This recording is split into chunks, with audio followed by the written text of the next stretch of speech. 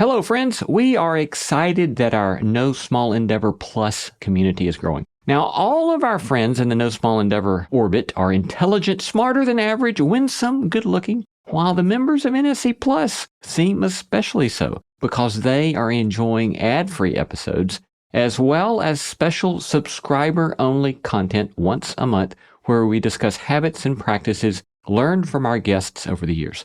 And those special episodes have been a lot of fun, personal and practical. I love sitting down with our producer, Jacob Lewis, and recording those for you. And so we would love to have you join us. And your NSC Plus membership helps support the show. So because of all of these things, we'd love for you to join the NSC Plus family.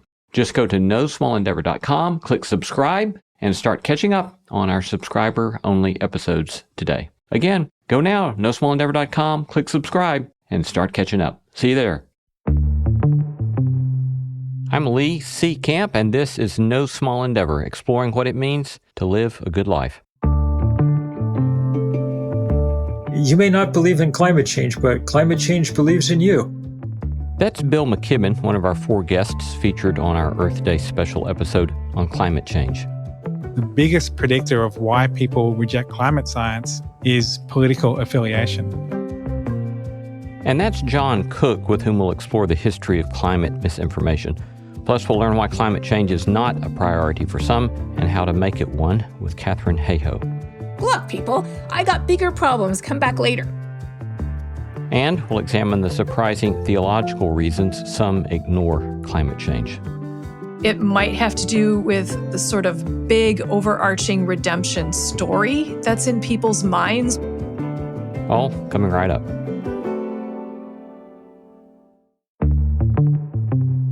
I'm Lee C. Camp. This is No Small Endeavor, exploring what it means to live a good life.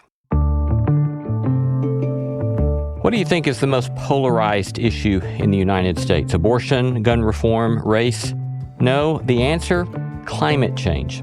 A 2020 Pew Research survey concluded that of all the issues in U.S. politics, climate change is the most polarizing, with half of the country considering it a minor issue, if an issue at all, and the other half considering it an immediate crisis and a top priority. That's despite the fact that multiple surveys have found that 97% of climate scientists agree that human-caused climate change is a serious and immediate problem. So how has this happened? How has the science been ignored by some regarding climate change? How serious is the problem? What are the consequences? And what can we go out and do about it all? Today on No Small Endeavor, our Earth Day special on climate change. We'll examine the history of the politicization of climate change science with John Cook. Professor Katharine Hayhoe will explain why climate change might not be a top priority for you and how to help others see the pressing need. We'll see the necessity of engaging theological convictions for some with Professor Debra Rienstra. And we'll talk with Bill McKibben on why living a good life just might require reparations and solar power. Here we go. My cognitive science PhD was studying this question of why do people deny climate science and what can we do about it? How can we respond to science denial and misinformation? That's John Cook, a cognitive scientist at Monash University in Melbourne, Australia. He and his colleagues study how misinformation spreads, in particular, misinformation about climate science.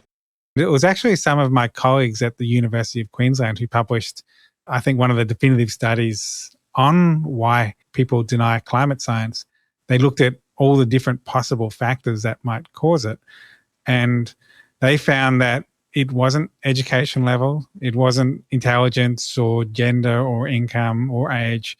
The biggest predictor of why people reject climate science is political affiliation. Who you vote for determines your opinion about the greenhouse effect more than your education or your climate literacy levels. But these findings beg the question, has this always been true? And if it is true now, how and when did we get here? It didn't have to be that way. It's not baked into human psychology that society has to be polarized on climate change. And in fact, a lot of the world isn't. But what we find in the US is that back in the 1980s, climate change wasn't a polarized topic. The process of it becoming polarized really began in the early 1990s and just gradually became more and more polarized over time. what began that process was conservative think tank organisations beginning to generate misinformation and just pouring that misinformation into the public discussion about climate change, and that gradually poisoned it. It made it more toxic and polarised gradually over time.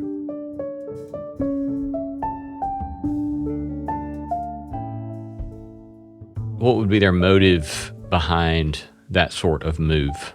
Yeah, to state it simply, they didn't like the solutions to climate change, so they denied that there was a problem in the first place that needed solving. More specifically, they promoted a worldview which we call free market fundamentalism. In other words, opposing government regulation of industry, and in this case, in the case of climate change, government regulation of the fossil fuel industry. And a lot of the solutions to climate change and preventing fossil fuel emissions involved government regulation. That's not the only solution, but that's a common solution that's suggested. And really, in the early 1990s, I think we're at this historical crossroads. Conservative think tanks could have chosen to pour their energy into providing market-friendly solutions to climate change, but instead they decided to pour their energy into denying the science and denying that there was a problem that needed solving instead. And I think it's a tragedy that they went down that other road. If they'd gone towards promoting market-friendly solutions, I think we would be much further along in addressing climate change right now. Yeah. What would be some best sources or studies upon the move of these conservative think tanks that would document some of that? The leading research on that is done by Aaron McCride and Riley Dunlap, kind of these partners. They've published a lot of the leading research into conservative think tanks, documenting the history and all the types of misinformation that they've published, and really painting this picture of how these groups turned climate change into a polarized issue. So in choosing to deny that climate change exists out of the motive to avoid undesirable solutions, what then became some of the common climate myths that were and have been circulated? John says that there are several kinds of misinformation that fall into two larger categories. The first category of misinformation is the science-based argument, or we might say the science-based misargument. The science-based arguments are basically either it's not real, it's not us, or it's not bad. So either arguing that global warming isn't happening, humans aren't causing it, or the impacts aren't going to be that serious. So whichever argument you use, the conclusion is always the same. Therefore, we shouldn't act on climate change. The second category is solutions-based misinformation, which typically take the form of either attacking policies like carbon pricing, saying that they will harm the economy, or attacking renewables, saying that they either don't work or they're harmful. We saw an example of this when all the blackouts in Texas were blamed on renewables, even though they're a tiny fraction of the actual power supply in Texas. So you had the situation where 90% of the power in Texas was coming from fossil fuels, and yet they were blaming the blackouts on wind power, which only produced around 10%. So if some, with, say, a vested interest in fossil fuels, are spreading misinformation about the science, what do scientists actually say? Is it real? Is it caused by us? And is it bad? It's kind of interesting that some of the research that my George Mason colleagues have done have looked at what are the key climate beliefs. What are those kind of fundamental beliefs that people have about climate change? And the three science ones are it's real, it's us, and it's bad. So they're kind of a mirror universe of the key climate beliefs. And as for the scientific consensus, there's been a number of studies that have looked at what is the expert consensus on these questions, particularly the first two. On the questions of whether global warming is real and whether it's caused by humans, there's overwhelming scientific agreement. Specifically, a number of studies found that 97% of climate scientists agree that human-caused global warming is happening. Scientists are a very independent lot, so you rarely get 97% agreement on anything. That's quite an extraordinarily high level of expert agreement. There's also high agreement on the fact that impacts will be bad. There hasn't been really like a quantified number in the same way that we have the 97% consensus on global warming being caused by humans. But when you look at consensus reports, like the Intergovernmental Panel on Climate Change reports, which come out every 6 or 7 years, they document all the impacts of climate change, and overwhelmingly, the negative impacts far outweigh the positive impacts of climate change.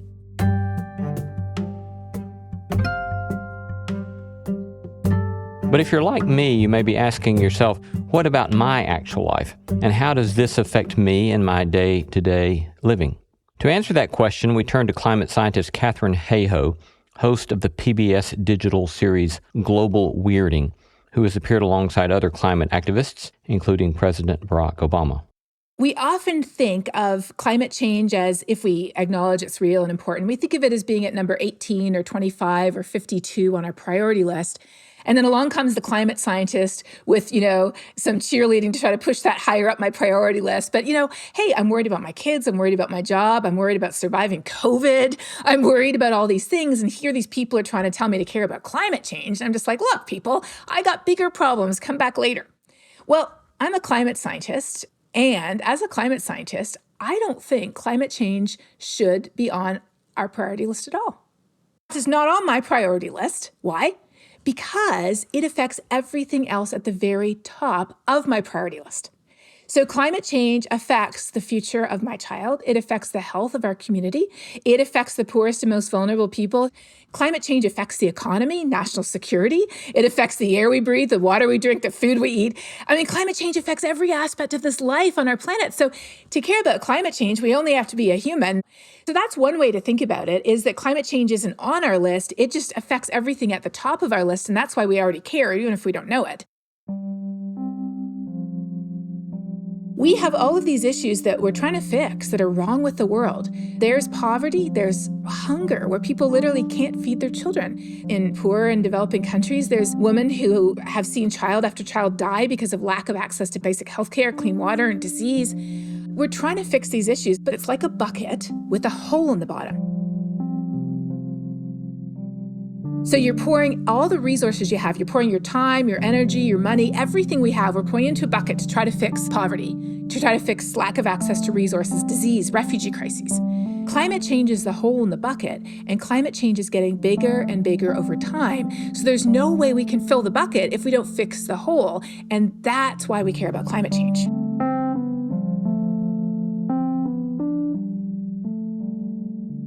This is one of the reasons, I suppose, that you've referred to climate change as a threat multiplier. It's actually a term that was coined by the military. Okay. So I think it's a very effective term to use because they understand threats. So they think of climate change as a threat multiplier, in that you often have a situation where people are already poor, or they're already in unstable political situation like a failing state. They already have resource scarcity. They already have many of the different issues that lead to crises. And then along comes climate change on the top. It's like the final straw on the camel's back. The camel was already overloaded in many places. Its legs were already starting to buckle. And then you just put one extra bale of straw on the top, and that's enough to kind of precipitate a crisis. Right. Yeah. What about climate change won't affect me? Ooh, you know what? That's actually our biggest problem. Because when you ask people across the U.S., is climate changing? Over 70% of people say yes. When you say, do you think it will affect plants and animals and people in the future? About 70% of people say yes. Will it affect people in developing countries? About 65% say yes. So we think it will affect people in the future, not now, people who live far away from us, plants and animals. And then you say, do you think it will affect you personally? All of a sudden, the number drops to 40%. We don't think it matters to us. Why? Because one of the biggest reasons is whenever you read a story about it, what's the number one picture they put on the front? A polar bear or melting ice. And most of us don't live somewhere where we see polar bears running around the streets. Yeah. I have been to where they do, but you have to go really far north to see that. So climate change, and this is what I study, the better way to think about it is that it's loading the weather dice against us. So wherever we live, we always have a chance of rolling a double six, naturally. There's hurricanes and heat waves. There's droughts and floods. That just happens. But what happens as the world warms is it's like climate change is sneaking in and taking one of those numbers on our dice and changing it into a 6 and another 6 and then a 7. So then you're living in Houston, Texas, and you're like, We just had 3 500-year floods in 3 years. Oh. How could that be happening? Or you live in California and you're like, we just saw more area burned by wildfire in 1 year than we have seen burned in decades. And in fact, since they started keeping records in the 1930s of area burned by wildfire in California, a third of the area burned happened last year alone. Oh, my goodness. Since 1930? Since the 1930s, yes. Oh, my goodness. A third of the area was burned last year. And as of 2015, climate change had already doubled the area burned by wildfires. Hurricane Harvey, it's estimated that 40% of the rain that fell during Hurricane Harvey was because of a warmer world, powering a stronger storm with more water vapor in the atmosphere for that storm to sweep up and dump on us. So the Galveston hurricane hit the same area back in 1900, and it was devastating. Right. So it isn't that a direct hit on Houston is at all unusual. It sadly happens all too frequently. But a hurricane that big, that slow, with over 50 inches of rain in some parts of the county, that is how climate change is loading the dice against us. And that's why I really feel like global weirding is the way to think about this. It is just getting weirder. In fact, I was standing in line to pick up my son from Sunday school a couple of years ago, and the man in front of me was turned around just to make conversation. He said, "Do you think the weather's getting weirder?" And I said, actually, I do. I've studied the data. Little did he know who he was talking to, the poor sap. I think he kind of did.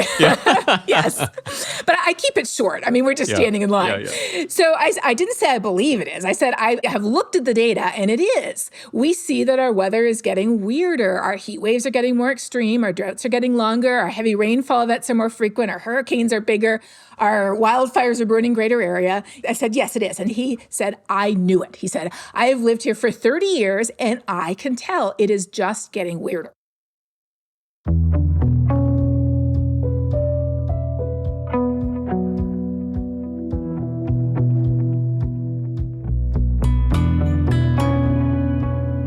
You're listening to No Small Endeavor and our episode on climate change.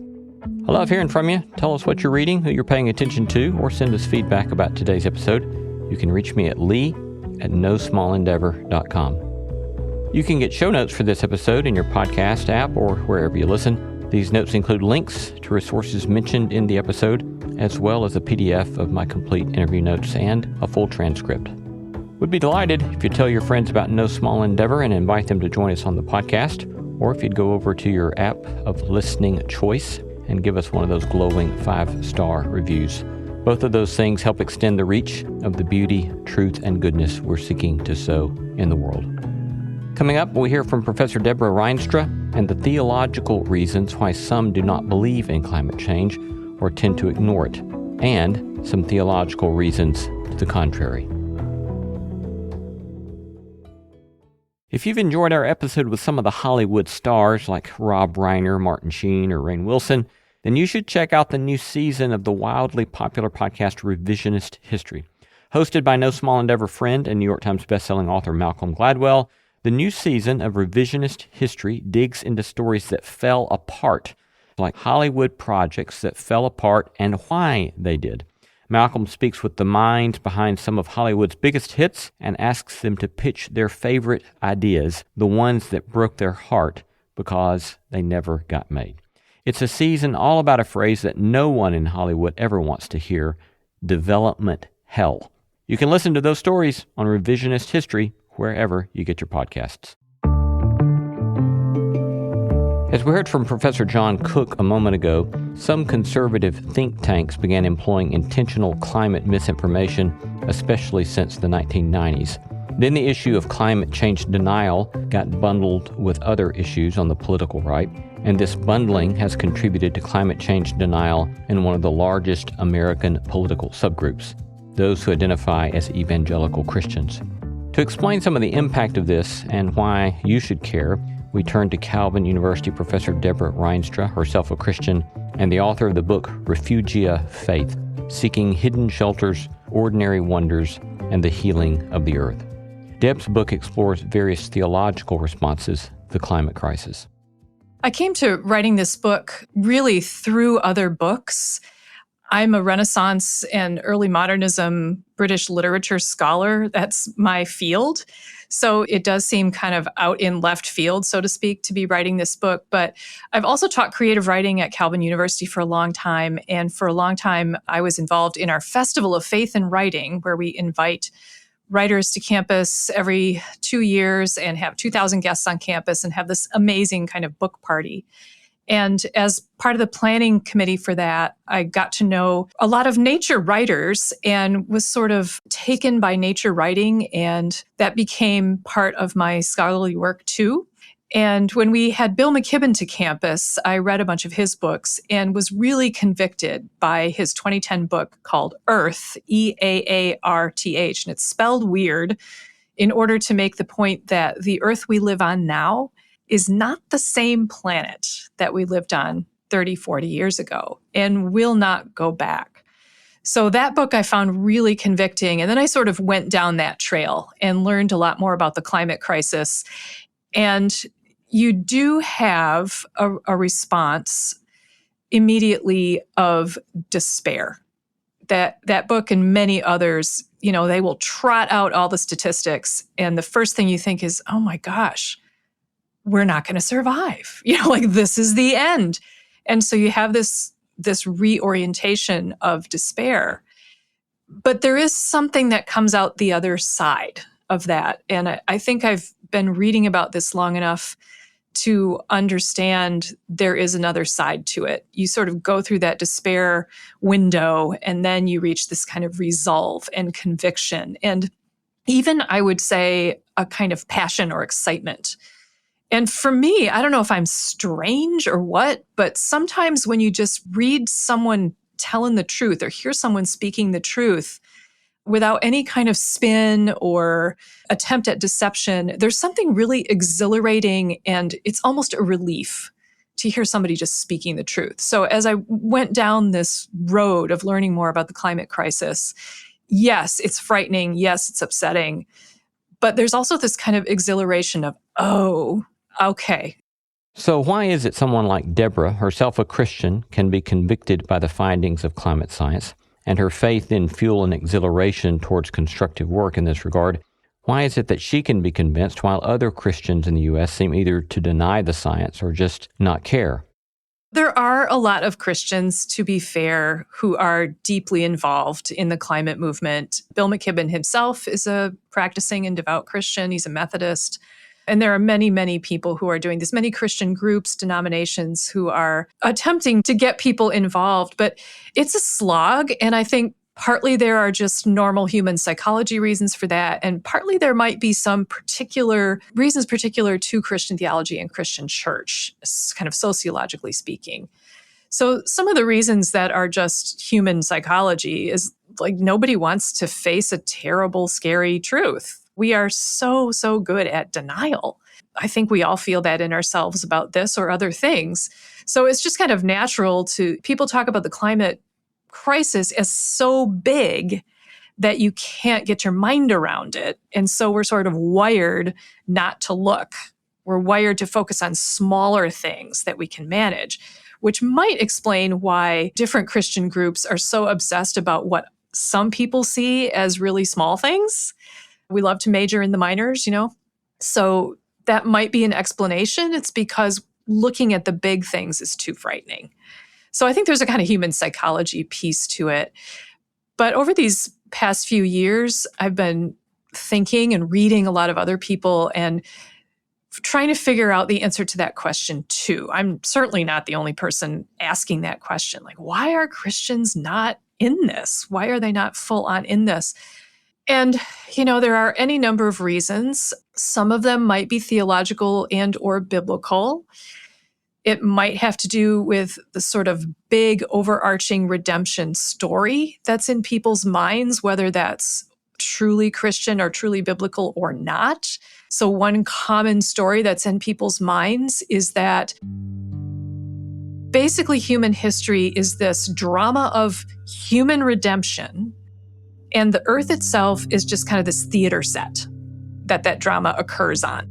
So the earth is not in itself valuable. when this human redemption drama concludes at the eschaton and it resolves with a happy ending, well, then we just strike the set. So why do we care if the set gets shabby, is the idea. So this is the world is going to burn up in the end anyway, so why should we care? It's surprising how often you hear that argument.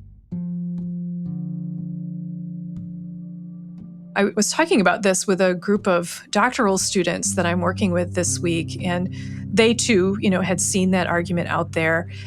And we commented that that is an argument that works if you are very, very privileged.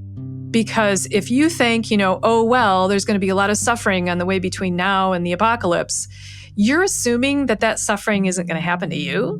It's going to be shunted off to somebody else.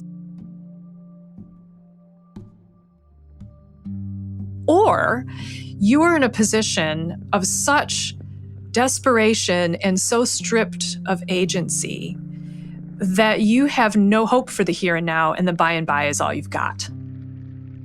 Either you're so desperate that you've been stripped of human agency, and that in itself is a tragedy, or you're so privileged that you figure, I'm going to be fine and I don't care about other people. So neither of those feels like a good narrative that we want to promote, And I don't think it's orthodox. I don't think it's biblical or orthodox. So that's one thing that people have pointed out is this kind of big, bad eschatology, the sort of big mythological story that allows us to tell ourselves that story so we don't have to deal with the here and now. And then there's what Deb calls the infantile authority fantasy, a destructive tendency that can take theological shape or political shape. And then Deb comments on what she sees as an alternative theological vision that can fuel and sustain work for sustainability. Oh, we're all guilty of that. Don't we just want someone else to fix things? Yeah. And of course, that's a kind of infantile attitude. It's a drawing back from a sense of responsibility and agency, which once again, I acknowledge, not everybody has the same amount of agency. But for those of us who do have a certain amount of agency, our job is not to be passive little serfs in the kingdom of God. Our job is not to wait around for God to do everything. That's not what providence is. So this idea that we just wait around or that someone else will take care of it, I can see why that seems like a really good thing to feel. But it's just not the testimony of Scripture, I don't think, and it's not good theology. We're called to be witnesses, and that means not just witnesses of theological ideas, but witnesses of the work of God, the redemptive work of God, here and now, in creation here and now. But too many, Debra says, are actively contributing to the planet's destruction, and passivity is no longer a viable theological response, at least if one's theology requires love of neighbor. And what's more, she says, we have already arrived at the unsustainable consequences of a theology that fuels collective greed. We have now outpaced what the earth can offer or heal from. We are so many people now, and we are so powerful that we can extract out of the earth more than the earth can heal from. And, I should be the first to say, I don't pretend that I'm stepping outside of this and pointing fingers. I am totally embedded in empire, and to some extent the church of empire too. I mean, I have benefited from extractive capitalism, and I like my comfortable life. I don't want to pretend that I'm, some holy hermit out there.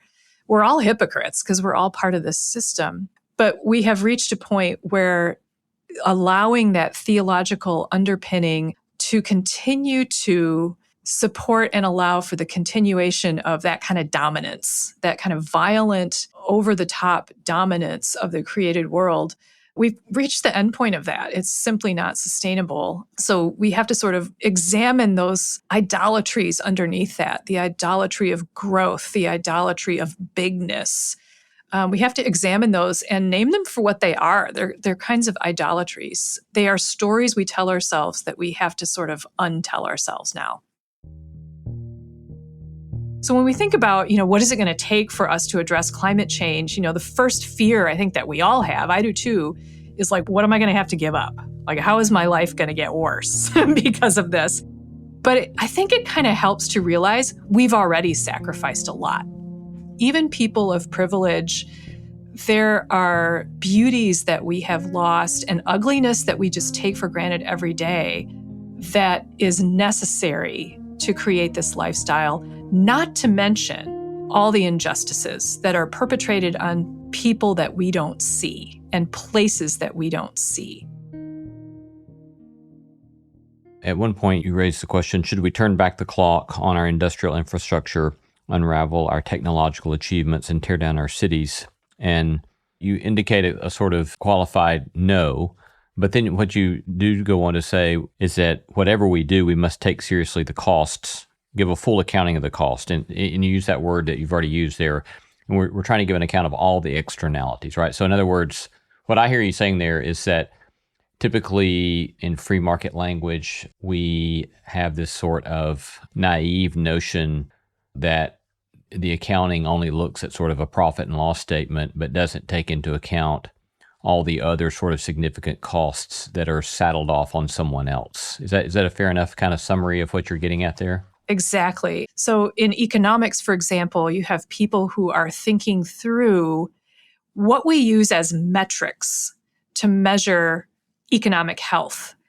And you will always hear on the news, what's the GDP for this quarter, the gross domestic product for this quarter, which is more and more being recognized as a really blunt instrument for economic health. There's a lot that it doesn't take into account. In businesses, sort of these cutting edge businesses who are thinking, all right, we need to have integrity just because integrity is good, but also because we'd like to survive, like with everybody else, we'd really love to survive. Businesses who are thinking, all right, what if we did account for all these externalities? So you have businesses who are thinking through like the whole lifetime of their product. They're not just making a product, extracting the resources, making the product, throwing it out into the market. And once a person purchases the product, the company is not responsible for what happens next. So what you have is this vast amount of waste plastic, for example. Who's responsible for the waste plastic? Well, nobody. You as a consumer are responsible for recycling. So, the onus has come to the consumer. And businesses with sort of a lot of integrity are saying, but that's not fair. Why don't we take responsibility for the whole lifetime of the product and think of ways to create this circular economy where we not only figure out how to produce the thing, but how to recycle the thing. We partner to make those next steps in this kind of circular process so that we don't produce all this waste. And so that we're thinking about sourcing. So, there are a lot of people who are doing that work, but I think Christians have been able to be sort of blissfully unaware for the most part. They're just not paying attention for the most part. And I think it's time for us to get much, much more involved in kind of the day-to-day nitty-gritty practicalities of asking the question, sort of, what is the good life?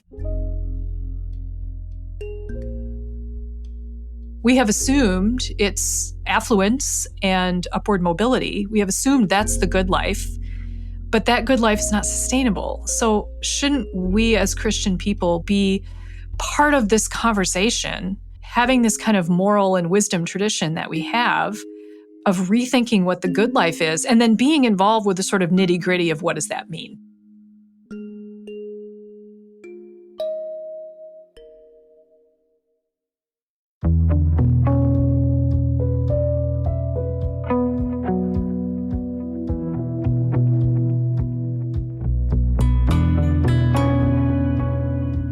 We're going to take a short break, but coming right up, we hear from Bill McKibben, who is an exemplar when it comes to climate activism and justice and an opportunity provider for those over the age of 60 who wish to take steps to help heal climate change. And just to note that if you would like to access the full interviews of the guests on this episode, including Katharine Hayhoe, Bill McKibben, and Debra Rienstra, we'll have links on the episode page for this episode that you're listening to each of those additional interviews. Hey there, did you know that we have a newsletter? Just imagine if you could have one of your favorite ethics professors send you a list of things to reflect on, think about, practical actions with which to experiment, all on your way to sorting through what it might mean to live a good life. Well, that is the NSC Notebook. I riff on themes and topics related to the show and our guests. Sign up for my NSC Notebook today at nosmallendeavor.com/newsletter. Before the break, we heard from Debra Rienstra, author of the book Refugia Faith, who insisted that our grappling with the question of climate change raises this very question. What is the good life now? We have assumed it's affluence and upward mobility. We have assumed that's the good life, but that good life is not sustainable. Our next guest takes that one step further. Consumption cannot bring us the happiness we're looking for. That's Bill McKibben, author, journalist, and prominent climate activist. He's been on the front lines of the climate activism movement for over 30 years, finding ways for regular folks like you and me to advocate and work for the healing of the earth. And he points out, in quite sobering fashion, the way regular folks have made such massive contributions to the problem. The fact is that American suburbanization was the single largest cloud of carbon dioxide that's gone into the atmosphere. It beats out even the number 2 candidate, the industrialization of China, in the last 25 years. In 1970, America was using 1/3 of all the energy on the planet. Americans, who represent 4% of the planet's population, have produced 25% of the carbon dioxide in the atmosphere.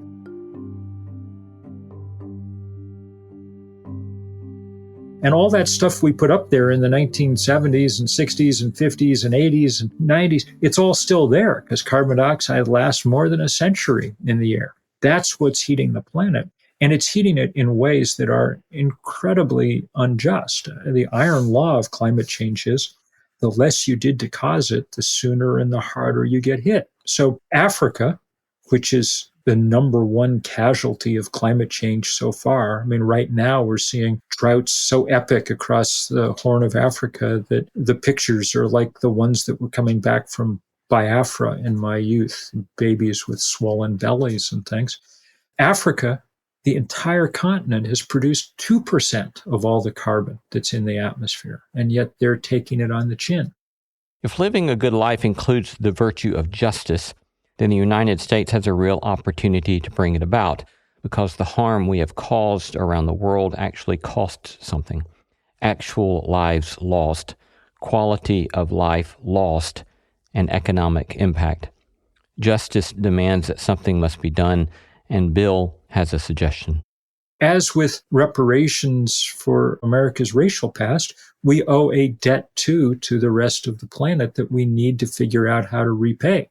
I guess the good news is we got wealthy as a nation, even if it wasn't divided equitably over these years. So we have some money to pay those debts if we want to, but we need to get to it. And in this case, sooner rather than later, because the climate is changing very, very fast. And if we don't fix it soon, then we will never fix it. When Bill was a young man, he was a journalist working at the New Yorker magazine. It was one particular writing assignment that took his life down the path of climate activism. I did a story, long story for the New Yorker, about where everything in my little apartment came from, traced all the pipes and wires back to their source, as it were. So every product, every raw material in his place, he tracked down. Where had it come from? And what were the costs of manufacturing and transportation to get it all there into his apartment? So I was down in Brazil looking at the oil wells where Con Ed was getting oil, and along the remarkable water system of New York City, and out on the garbage barges and so on. And I'll tell you what it did for me. It made me understand viscerally just how physical the world was. Look, a suburb is a way to kind of hide the physical operations of the planet from you. No one you don't know where your water comes from. It's all hidden.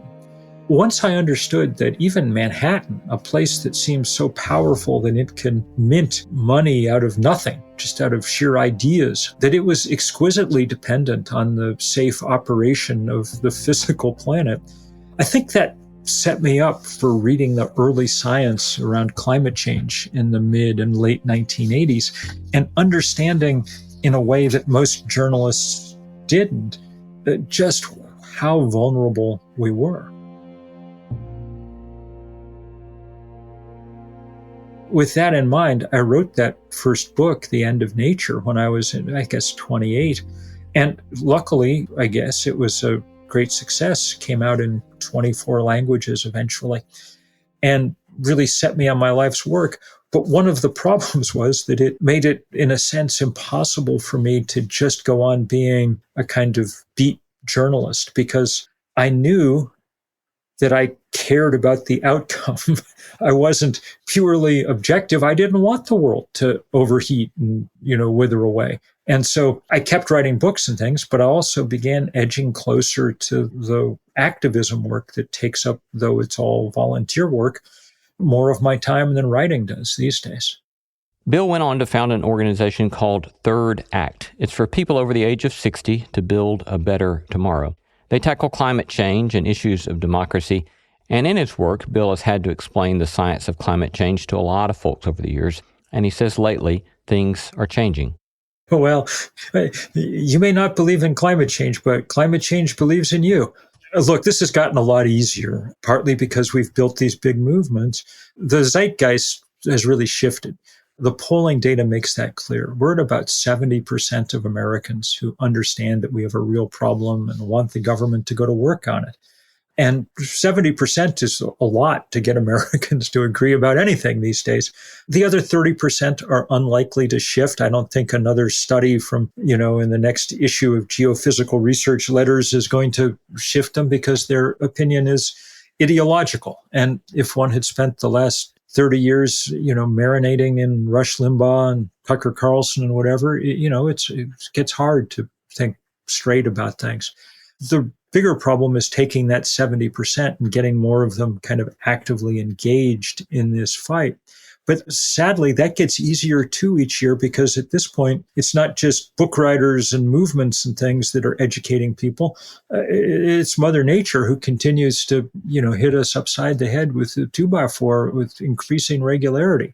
I mean, at a certain point, once you've seen enough forest fires and floods and things, who are you going to believe, Fox News or your own lying eyes? So we're also reaching a point, and this is the positive part of this, where people understand that we have real alternatives. Scientists and engineers have really done their job. The price of renewable energy, solar power, power from the wind, the batteries to store them, these things have dropped 90% in price over the last decade. This is the cheapest power on Earth now. This interest in new alternatives holds a surprising reality for the U.S. today. The thing that most unites Republicans, Democrats, and independents, the place where you find the greatest agreement at the highest numbers, is found in one question. Would you like more solar power? Everybody in the Earth, everybody in the country seems to want more solar power. The numbers are about 80% across the ideological spectrum. Now, I think sometimes for different reasons. Sometimes conservatives think, well, solar panels on my roof, then my house really is my castle and I don't have to depend on anyone else. And liberals are like, the warm power of the sun is uniting us all. Whatever. I mean, we can work with those kind of differences. And we should move very quickly in this direction. I remind often my Christian brothers and sisters that it'll be a good day when we move away from energy that comes from hell towards energy that comes from heaven. The good Lord was kind enough to hang a big ball of burning gas 93 million miles away in the sky, and now we have the wit to make full use of it, so that we should.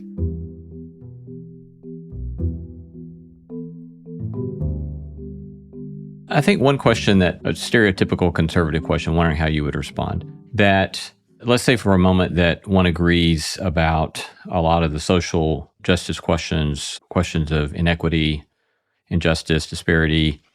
So a stereotypical conservative question might be to you something like, if I agree with you that we need to make changes with regard to these issues that you've raised, but I also am suspicious of big power, what do you do with the possibility that big power solutions or big systemic solutions are yet one more step or one more possibility of tyrannical systems? I think that's a good question. And truthfully, it's one of the reasons I like living in the little state of Vermont, Scale's important to me. And it's one of the reasons that I really love renewable energy. Quite aside from the fact that coal and gas and oil are destroying the planet at this point, it's also worth remembering the huge amount of unearned power that they give the small number of people who happen to live on top of those scattered deposits of hydrocarbons. So the king of Saudi Arabia, this is a guy who cuts people's heads off with a sword when he doesn't like them. The only reason any person would ever pay attention to him is because his desert covers the biggest oil deposits in the world. At the moment, the best example of this phenomenon is Vladimir Putin. Russia gets 60% of its export earnings from oil and gas. If you don't believe me, search your house for something of Russian manufacture that you might want to boycott in response to their invasion of Ukraine. Unless you have an old bottle of Stolichnaya in the back of the liquor cabinet someplace, I wager you won't find a thing from Russia because they're just a big gas station. That's all they are. And they use that power to try and intimidate Western Europe successfully for the last few decades. Now people are standing up, and they're doing it realizing one of the great things about the power from the sun and the wind is that we all have some of them.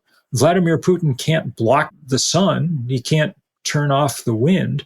They're omnipresent. And so as we move in that direction, we move inexorably in the direction of a little more small d democratic power. For why would anyone want to send a check off every month for their life to Saudi Arabia or to Houston, for that matter, for their supply of oil, when the sun, when it rises above the horizon in the morning, can deliver it to you for free? It's a start on a world with very different kinds of power bases. You, near the end of your book, you talk about how a drunken essay you wrote, I think, for the Harvard College newspaper the night that Reagan won against Carter, that you thought you would probably end up spending your life fighting battles that can't be won. How do you look back upon that phrase, that potential notion of your life's work these days? Well, I think to some degree it's been true. We've been fighting an uphill battle ever since. Barack Obama asked to explain why he got so little done when he had 60 Democratic senators in his first term, said we were still operating in a kind of Reagan world. The constraints around turning to markets for every solution and things were still there. I'm very excited at the moment, though, by the number of people who are turning out to try and change that. And at the moment, the place where I'm working is with other people like me of a certain age.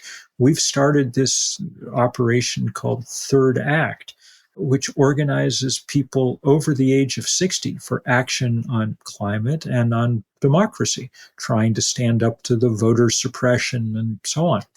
It's been really, really fun because people are arriving in huge numbers to try and help out. People who may not have been political at all in their lives, but as we get nearer the exit than the entrance, we're beginning to realize that we don't want to leave behind a world that's shabbier than the one we inherited.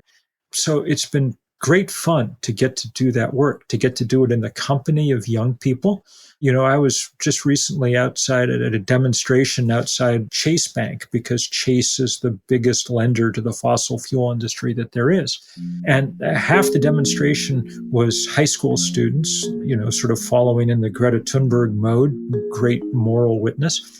They were a little sprier than the rest of us, so they were at the front of the march. Behind them, there was a big crowd of older people marching under a banner that said "Fossils against fossil fuels."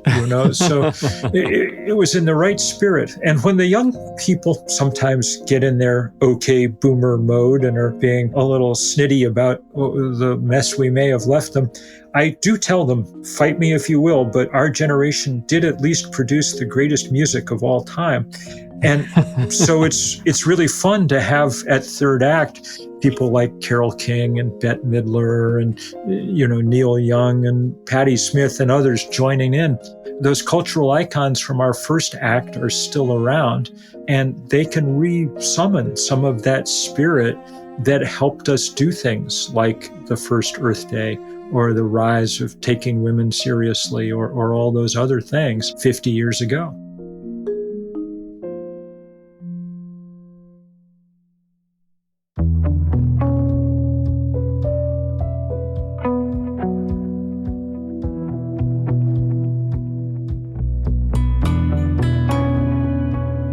You've been listening to No Small Endeavor and our Earth Day special on climate change.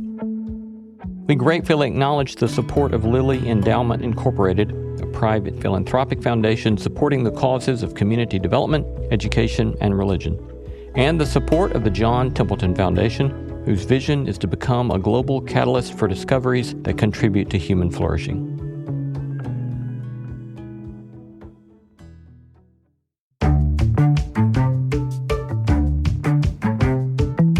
Thanks to all the stellar team that makes this show possible. Christy Bragg, Jacob Lewis, Sophie Byard, Tom Anderson, Kate Hayes, Mary Evelyn Brown, Carrie Harmon, Jason Sheasley, Ellis Osborne, and Tim Lauer.